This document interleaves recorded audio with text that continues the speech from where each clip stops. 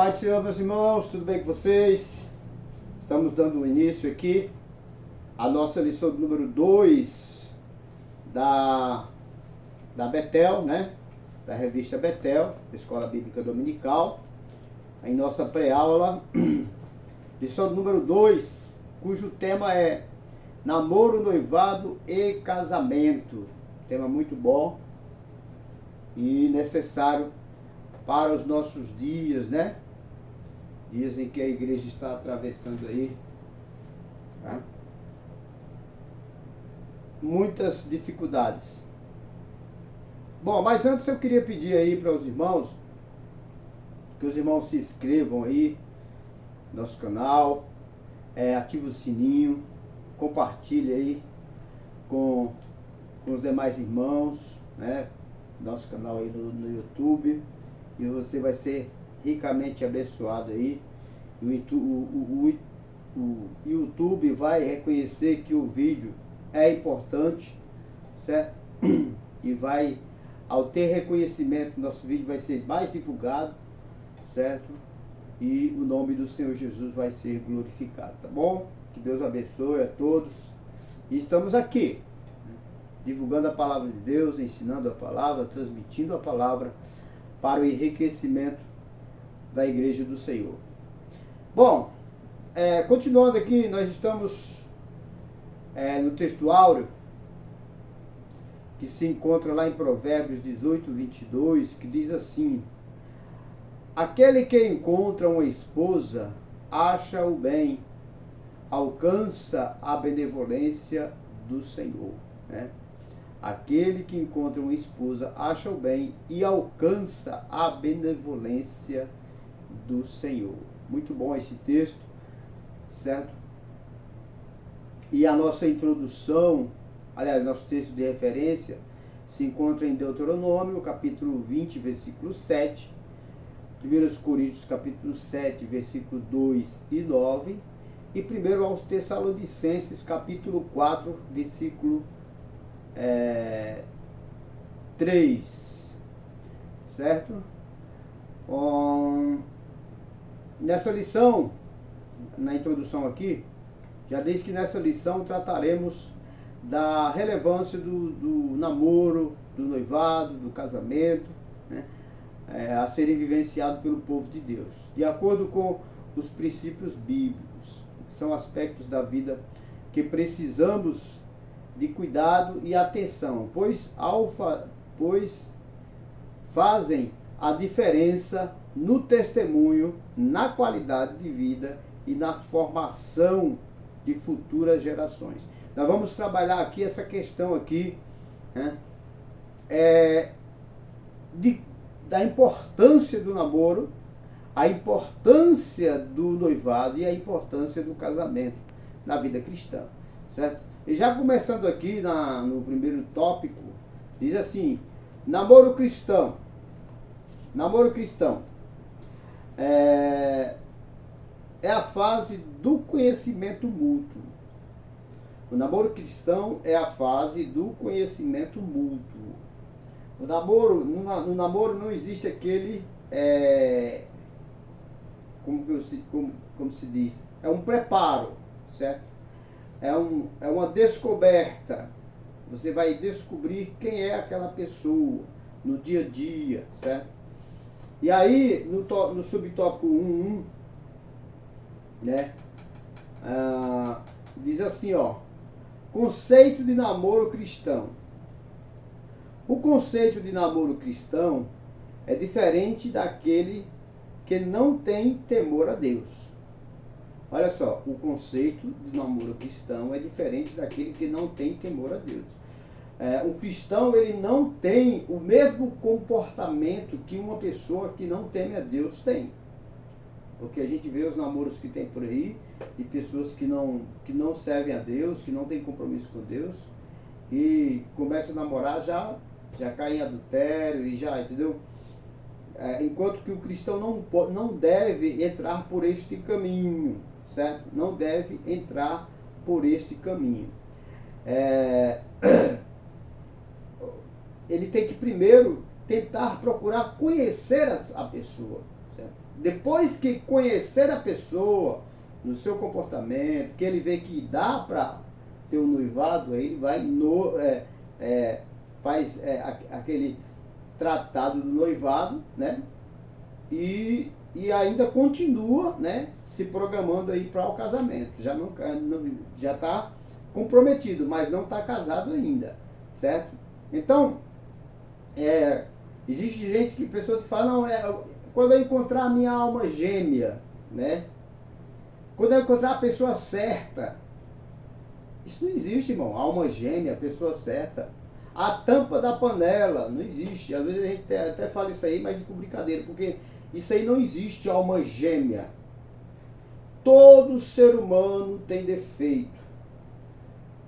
Qualquer pessoa que você encontrar, por melhor que ela seja, certo? Ah, eu sou cristão, eu sou um homem de oração, eu sou uma mulher de oração, eu sou uma pessoa que leu a Bíblia. Vai conviver com a pessoa. Tem, irmão, não tem, ninguém é perfeito. Então, quando eu digo assim, quando eu achar a pessoa certa, dá a entender de que eu estou certo, só falta encontrar a pessoa que se encaixe comigo, não. Eu também tenho que me encaixar com aquela pessoa, porque eu também tenho defeitos. Entendeu? Então, essa questão do namoro é muito importante para que nós possamos conhecer bem a pessoa e entender o seguinte, assim como nós, ela também tem defeitos, certo? E aí, no decorrer do namoro, é que nós vamos perceber se realmente nós vamos poder se você vai poder suportar uma convivência com essa pessoa ou não. Bom, quando você lê o texto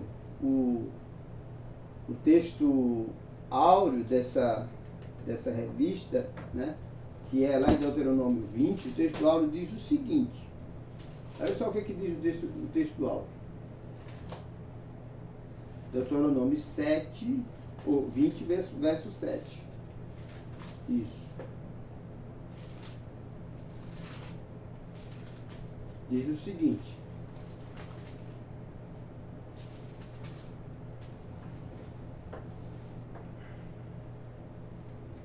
Qual é o homem que está desposado com alguma mulher e ainda não recebeu, e não a recebeu?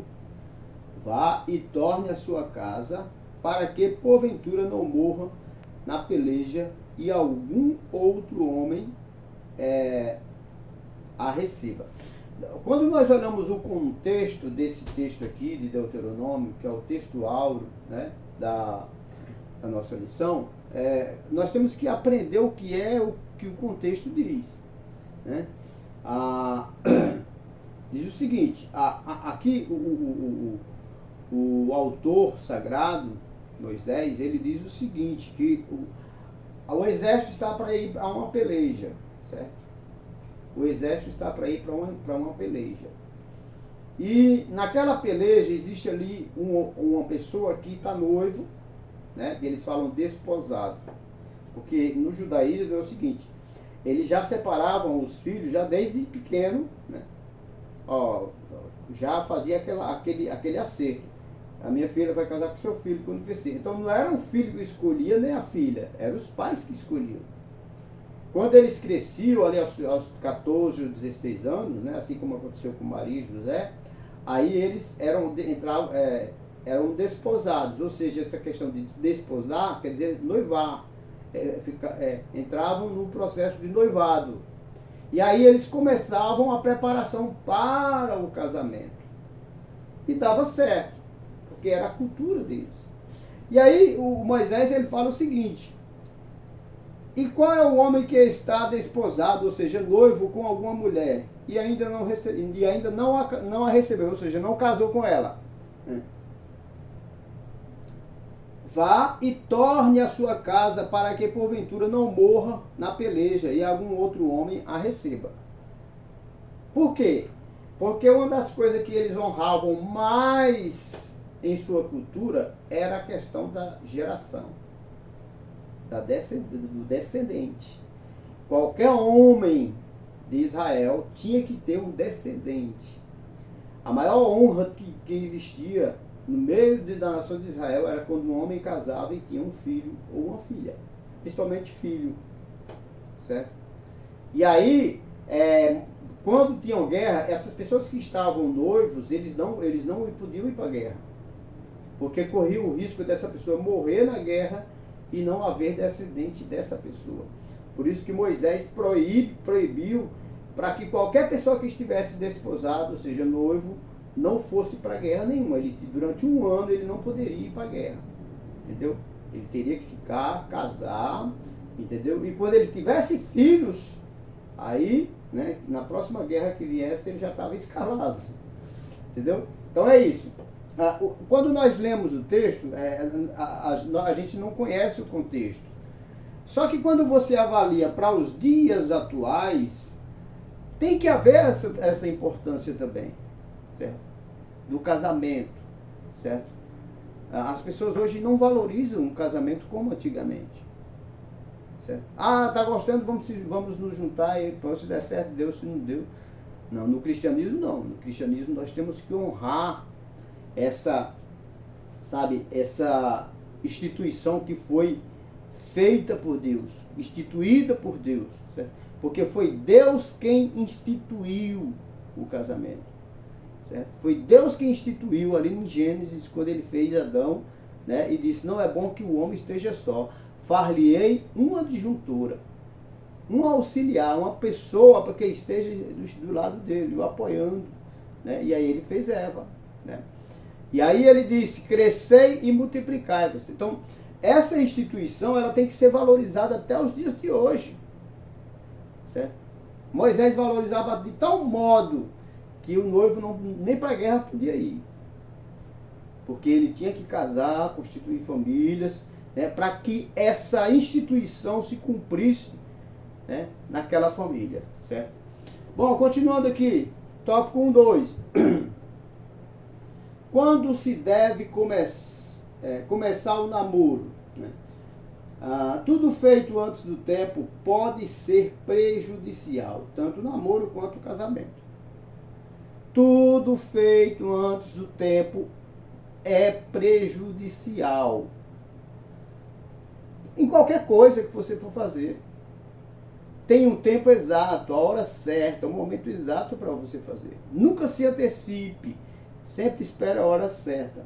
Aí você vai, quando você vai lá para Lucas 14, olha só, confira aqui as palavras de Jesus em Lucas 14. Olha só que interessante. Lucas 14, a partir do verso de número 28. O que é que Jesus está falando aqui? Pois qual de vós, querendo edificar uma torre, certo? Não se assenta primeiro a fazer as contas dos gastos para ver se tem com que acabar. Para que não aconteça que depois de haver posto os alicerces e não podendo acabar, todos os que virem comecem a escarnecer dele, dizendo, este começou a edificar e não pôde acabar. Que vergonha, hein? Que vergonha. É certo, irmãos, que quando você lê o contexto, no versículo 27, Jesus não está se referindo ao casamento, né? Ele está se referindo à vida espiritual. Ele diz assim, ó, versículo 27, qualquer que não levar a sua cruz e não vier após mim, não pode ser meu discípulo. Aí ele continua no versículo 28, pois qual de vós, querendo edificar uma torre, não se assenta primeiro para fazer as contas dos gastos para ver se tem com que acabar. Então Jesus está falando da vida espiritual, mas dá para encaixar aqui na questão do namoro, certo? É preciso sentar e fazer as contas. Na vida espiritual, quando a gente passa por caos, por momentos de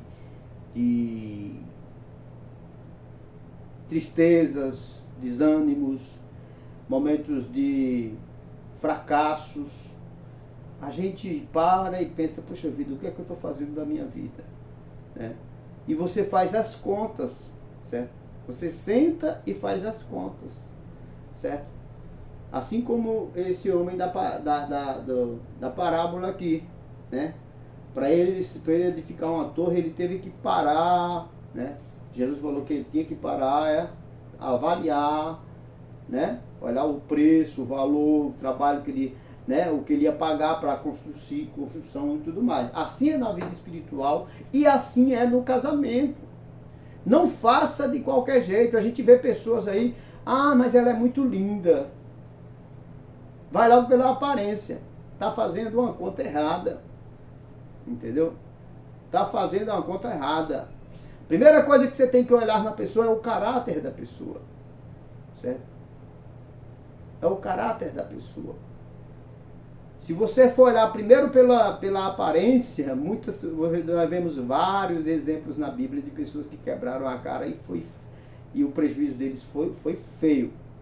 Então pare, sente, faça a conta, para que você não se arrependa depois, porque aí arrependimento, né, serve de consolo, né?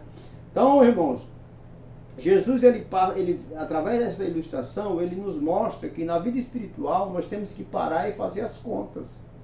Será se vale a pena eu viver minha vida de qualquer jeito? Depois de tudo que eu já apanhei, de tudo que, que eu sofri, no casamento é a mesma coisa. Né? Certo? Eu tenho que me posicionar, porque é uma decisão só. Casamento é um só, entendeu? Deus fez o casamento para que o homem... Só tem uma coisa que pode separar o homem, é a morte. Né? Até que a morte o separe. Certo? Perdão, irmãos, eu estou um pouquinho com tosse. Até que a morte o separe. E aí, irmãos, temos que avaliar, né, fazer as nossas contas para ver se vale a pena, certo? E aí você toma a decisão do namoro. Subtópico 1.3, namoro escondido e prolongado. O namoro deve ser declarado e compromissado perante a família. O cristão não deve ter nada a esconder.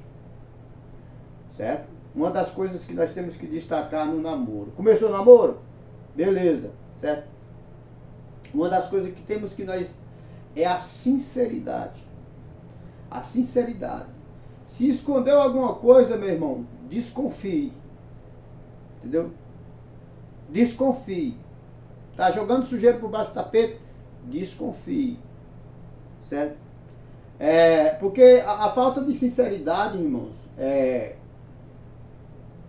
tende a fazer com que o homem se torne um mentiroso. Certo? Quando a pessoa falta com a sinceridade, e essa falsidade, ela é um fator predominante para o divórcio. Certo? Não precisa nem casar antes. Nem casar. Ele já é um fator predominante para o divórcio. Já antes de casar. Porque se ele não é sincero antes de casar, depois de casado ele não vai... Aí é que ele vai continuar, sabe? Então, ele tende, né? Aquele que não é sincero, ele costuma mentir. E a palavra de Deus nos diz lá em João 8,44 que o diabo é o pai da mentira. E quando há mentira no casamento, entendeu? O inimigo está ali no meio. E é a partir daí que começa as brigas, as contendas, sabe? E acaba em divórcio. Certo? Continuando aqui.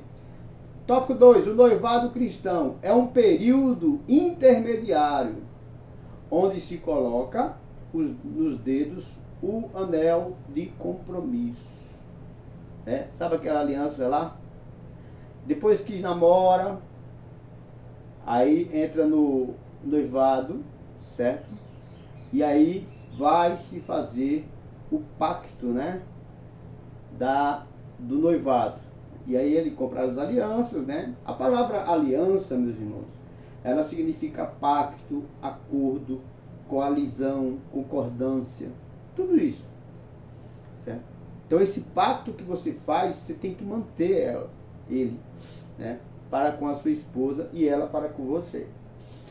Tópico 2.1. O noivado é a fase do planejamento, né? Já percebeu que dá para conviver, né? Já percebeu, já noivou? Agora vamos planejar, vamos nos organizar, certo? Planejar é montar hoje o amanhã, enxergar mais longe e se preparar para o futuro, começar a tomar sábias decisões, certo? Então já vai se preparando aí, porque o negócio vai não vai ser fácil, né? Jesus falou assim, ó, aliás, Deus, né, lá em Gênesis 2,18, não é bom que o homem esteja só, far-lhe-ei uma adjuntora, né? Alguém que esteja ali do lado. O que é a adjuntora? Ajudadora, né? A partir daí ele vai conviver com alguém que ele ama, né? E ela vai conviver com alguém que ama ela, né? E aí os dois vão um auxiliando o outro, um ajudando o outro, né? E o tópico 2.2 diz assim, ó, compreensão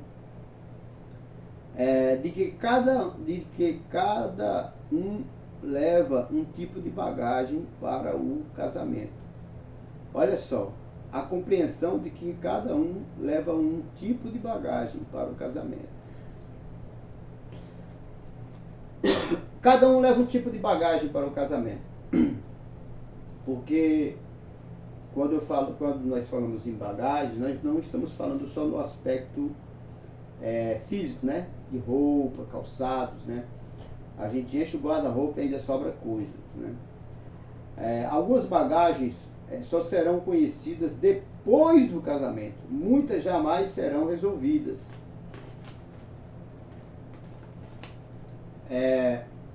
Ou sanadas, mas todas poderão ser amenizadas com compreensão e ajuda mútua, certo? A Eclesiastes, no capítulo 4, olha só o que diz Eclesiastes, capítulo 4. Eclesiastes, capítulo 4, do versículo de número 9 a seguir. Diz o seguinte: melhor é serem dois do que um, porque tem melhor paga do seu trabalho. Porque se um cair, o outro levanta o companheiro. Mas ai do que estiver só, pois caindo não haverá outro que o levante. Também se dois dormirem juntos, eles se aquentarão, mas um só como se aquentará? E se alguém quiser prevalecer contra um, os dois lhe resistirão. E aí o cordão de 3 dobras não se quebra tão depressa. Olha só, irmão, que palavra, hein? É certo que o Salomão aqui, né, inspirado por Deus, ele não está se referindo propriamente ao casamento, né? Ele está falando que duas pessoas juntas é melhor do que um só, seja no comércio, seja qual for o compromisso. Mas podemos encaixar sim o casamento aqui, né? Quando ele fala assim que é melhor serem dois do que um, porque tem melhor paga do seu trabalho, né? Se um cair, o outro levantará, né? Se um estiver só, caindo, né, como ele pode ser levantado?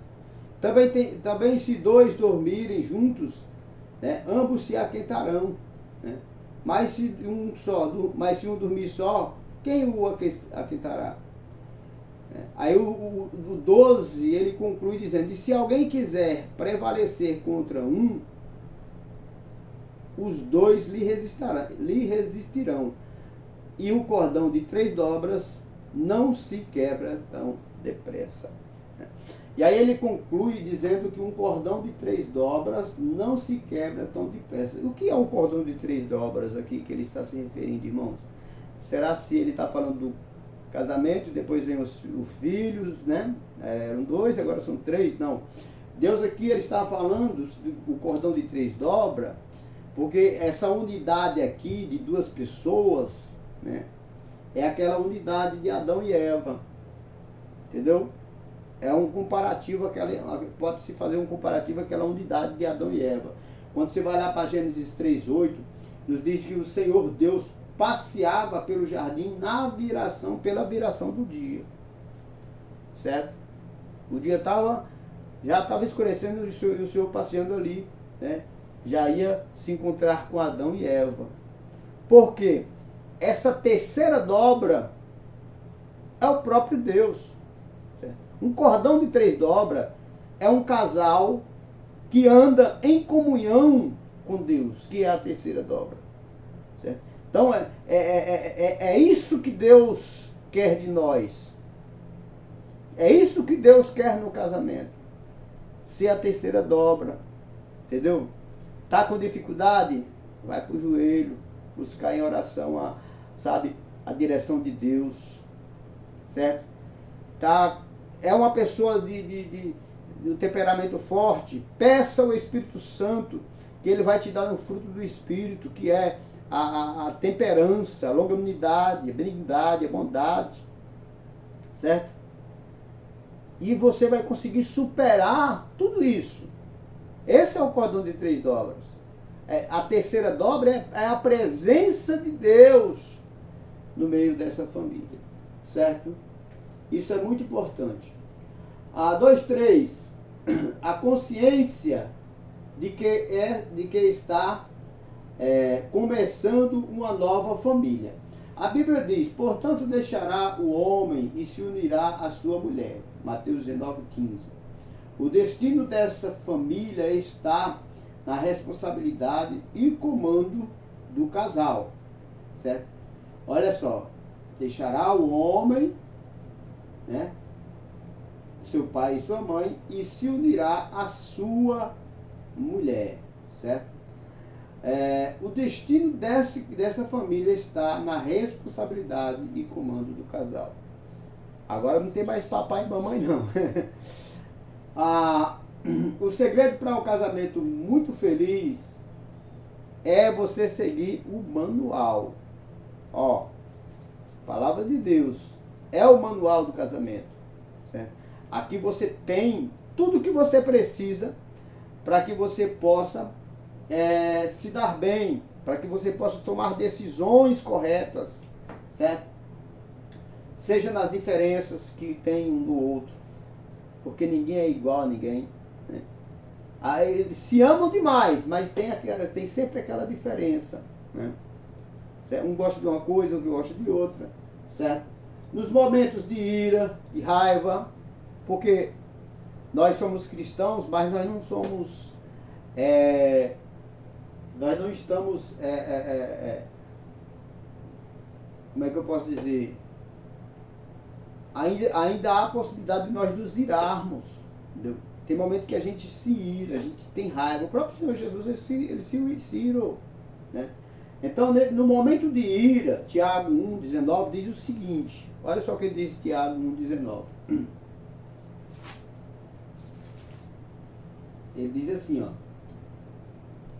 sabeis isto, meus amados irmãos, mas todo homem seja pronto para ouvir e tardio para falar, e tardio para se irar. Olha só, pronto para ouvir, tardio para falar e tardio para se irar. Então, nesse momento, irmãos, da ira, uma coisa que nós não podemos guardar, a pior coisa que você pode guardar, irmãos, chama-se ira. Não guarde. Entendeu? Não guarde ira. Entendeu?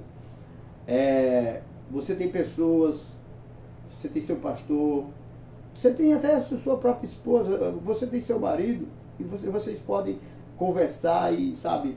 Mas no momento da ira, procura acalmar. Não, sabe? Seja tardio em falar. Segura a tua língua. Porque quando um grita alto, o outro vai gritar mais alto, né? E é aí que está o problema, certo? Na criação dos filhos, a Bíblia nos ensina o menino no caminho que deve andar, porque até quando ele crescer não se desviará dele, certo? Na administração de valores, certo? Nunca deixe seu filho viciado em celular, certo? Cuidado com essas coisas. Ah, mas ele está só jogando, mas ele fica 24 horas, entendeu? A vida dele é aquilo ali. Isso vai trazer problemas para ele, entendeu? Dá obrigações para eles. O menino tem 8 anos, ou a menina tem 8 anos ou 10 anos, já ensina a arrumar a cama, ensina a fazer isso, secar a louça, mas não deixa a criança ficar viciada. Esse negócio de celular, misericórdia. Então, até nisso, essas poucas coisas, a Bíblia nos ensina a administrar. Os judeus, irmãos, eles são um exemplo, uma referência nessa questão de família. Se o pai fosse um carpinteiro, como foi José, eu tenho certeza que Jesus, aos 8 anos, já de manhã cedo, já estava ali na carpintaria, junto com seu pai, aprendendo a profissão, entendeu? Se o pai fosse um vendedor, o filho acompanhava o pai e o pai ensinava para ele ali cedinho, desde pequenininho, a ele trabalhar, sabe? Os judeus sempre tiveram essa referência de ensinar os filhos. Hoje em dia não, os filhos dormem até meio-dia, certo? Não tem compromisso com nada, não tem... E aí a gente vê como que está a situação nos dias atuais, infelizmente, né? E aí, irmãos, a questão da ira, a gente diz, mas eu sou crente, eu não me iro, eu sou o homem de Deus.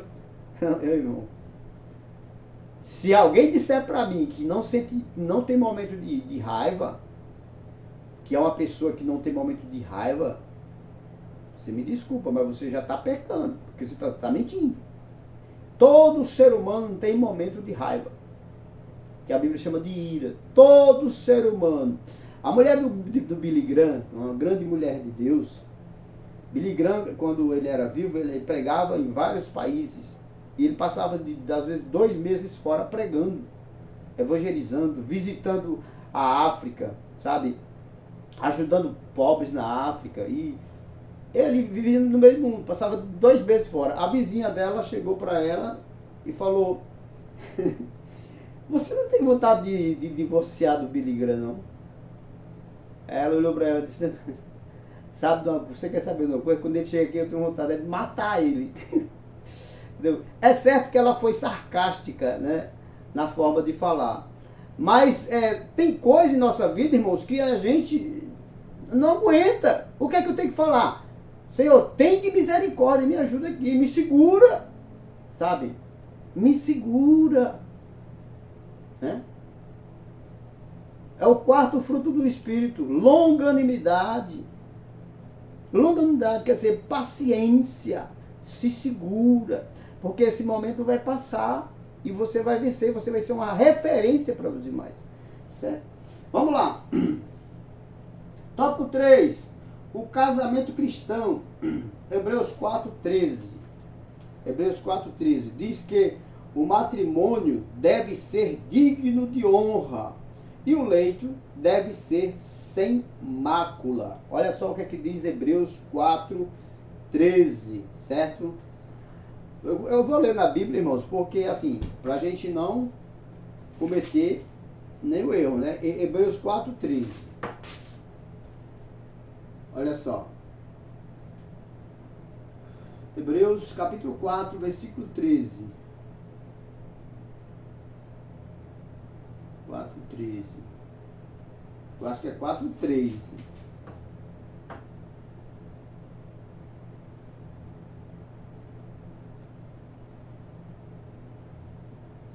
4:13. Que o matrimônio deve ser digno de honra e o leito deve ser sem mácula. Não há criatura encoberta, não esteja ele que teme para ti.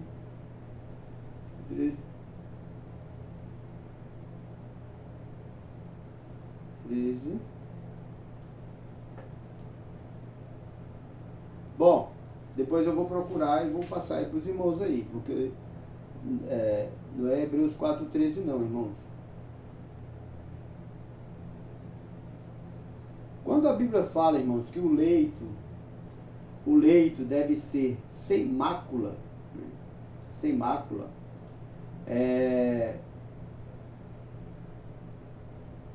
deixa eu ver se é 1:13.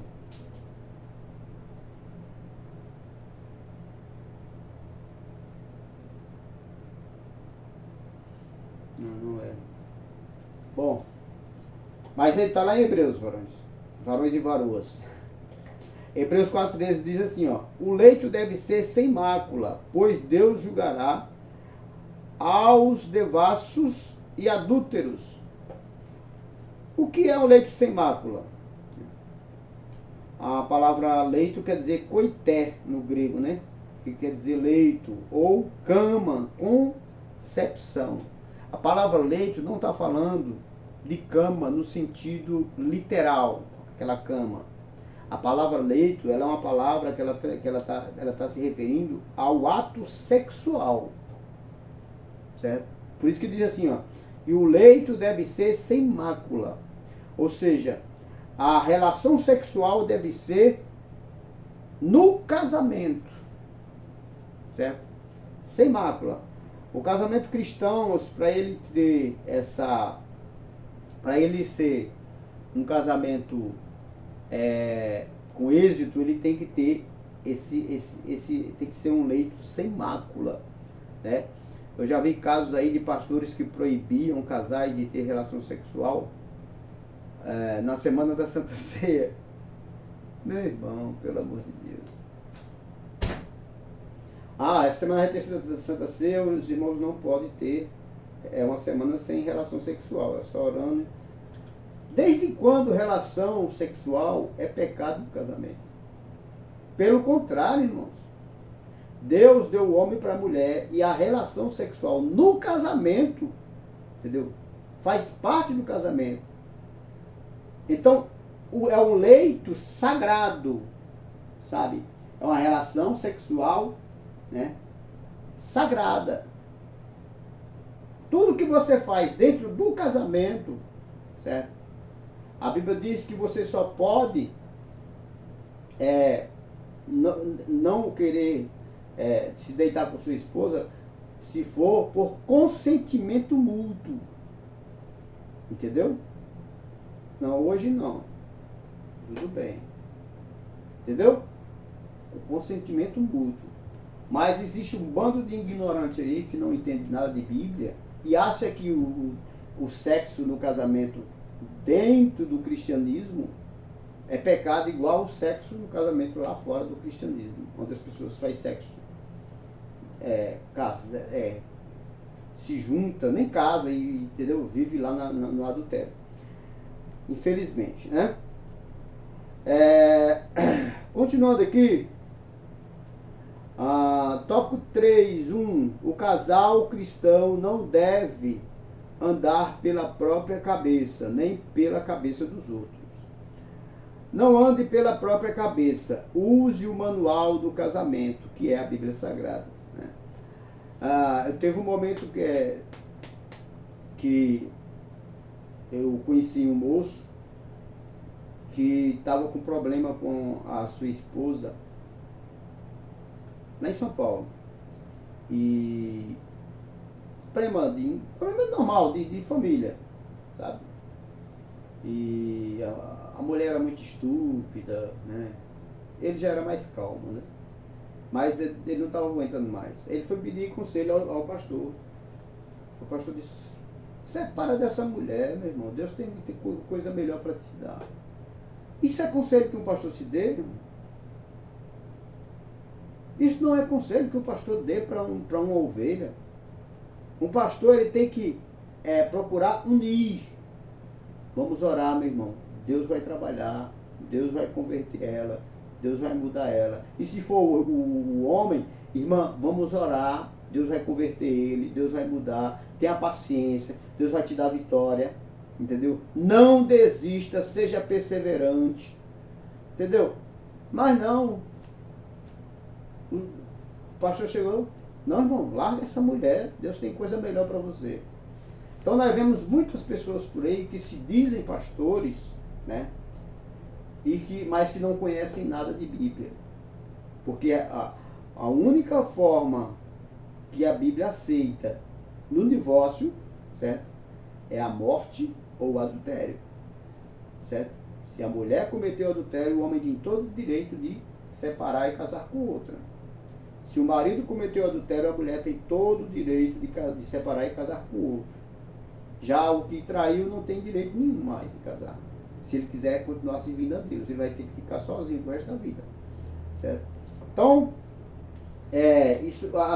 essas faltas, esses aconselhamentos inadequados, é falta de conhecimento bíblico. Entendeu? Pessoas que se dizem pastores, né? Que vivem cheio de revelamento, cheio de profetada, mas não conhecem nada de Bíblia. Certo?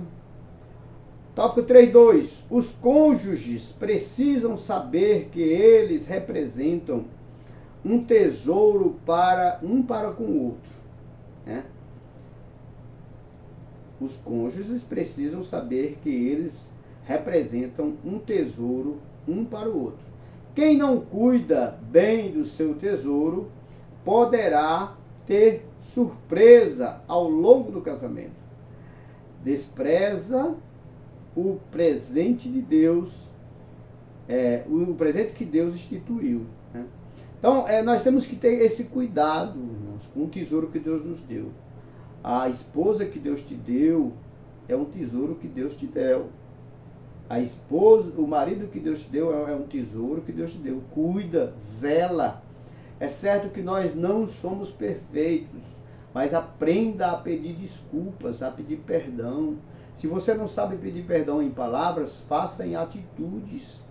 Um beijo no rosto, um abraço, um cheiro, entendeu? Tudo isso aí, ela vai se agradar, ou ele, né? Então, aprenda a ser carinhoso e demonstre para aquela pessoa que você a ama, que ela é tudo para você. Certo? E porque foi Deus quem te deu essa bênção. Certo? Então, valorize. Certo? Gênesis 2, vamos ler aqui Gênesis 2, 18 ao 24. Um texto bíblico para a gente gravar, para nós gravarmos aqui na nossa mente. Olha só. Como Deus criou a mulher? E disse o Senhor Deus: não é bom que o homem esteja só, far-lhe uma adjuntora, que esteja como diante dele. Havendo, pois, o Senhor Deus formado da terra todo animal do campo, toda ave dos céus, os trouxe a Adão para este ver como lhe chamaria. E todo o que Adão chamou a todo animal vivente, isso foi o seu nome.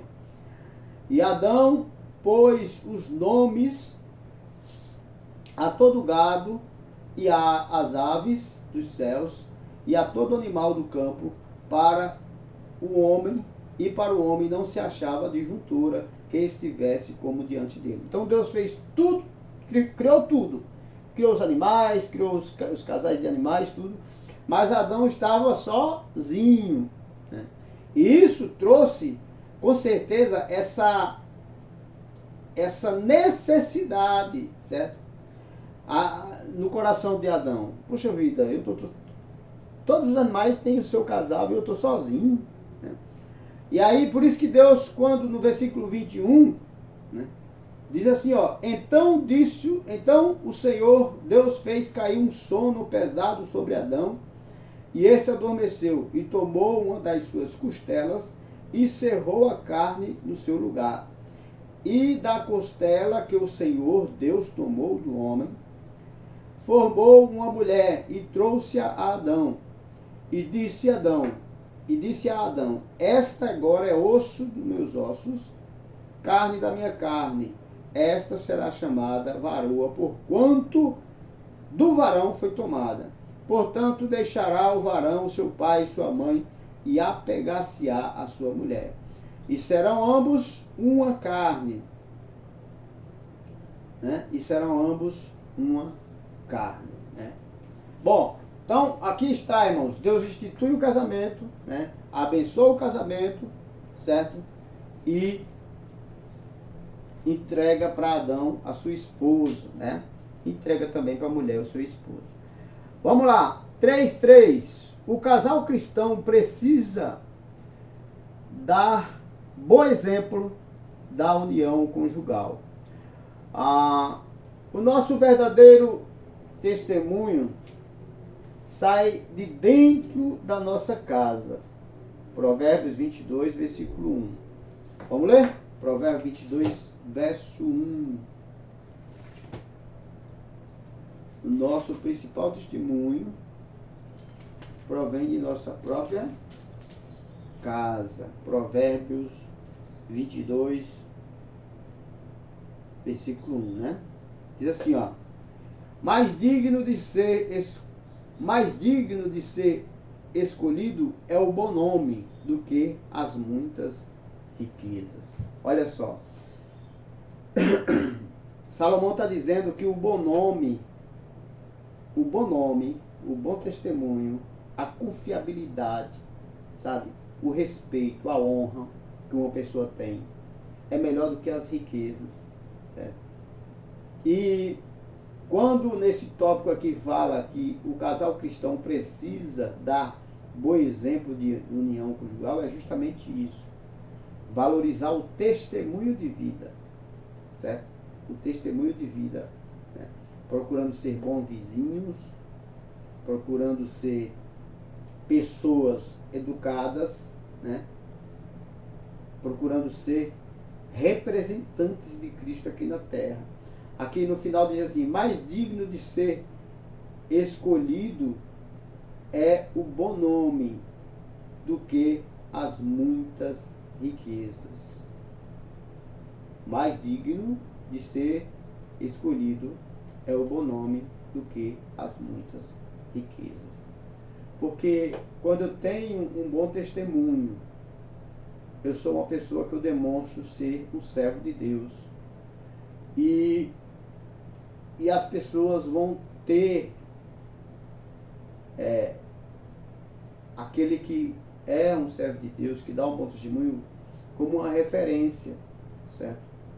Como uma referência.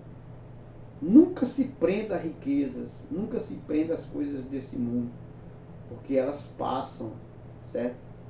Elas passam. De que adianta o homem ganhar o mundo inteiro se perder a sua alma? Então, na relação conjugal tem que ser assim. Você tem que demonstrar uma relação em que os outros casais olhem para vocês e vejam em vocês uma referência. Né? E aí, quando eles precisarem do conselho, para onde eles vão? Né? Eles vão até onde você está, porque você é referência no reino de Deus. Você e sua esposa são exemplos, entendeu? Ninguém vê vocês chamando palavrões, ninguém vê vocês na porta de casa falando da vida alheia, ninguém vê vocês, sabe, fofocando ou brigando um com o outro, chamando palavrão. São pessoas que as pessoas olham. Defeito todos nós temos, né? Todos nós temos. Mas quando nós temos o Espírito Santo de Deus, ele nos capacita de tal forma que o nosso testemunho, né, ele encobre as nossas imperfeições. Entendeu? Ele encobre as nossas imperfeições. Porque nós estamos aqui representando o reino de Deus. O seu lar, o Senhor Jesus instituiu para que você e sua esposa e seus filhos sejam referências para o reino de Deus. Amém? Que Deus abençoe e que essa lição venha a ser aí, servir aí de alimento para a sua alma, para a alma da sua esposa, dos seus filhos, tá? E que vocês possam ser enriquecidos com esse material, tá bom? Fiquem todos na paz de Jesus e até a próxima aula. Um abraço.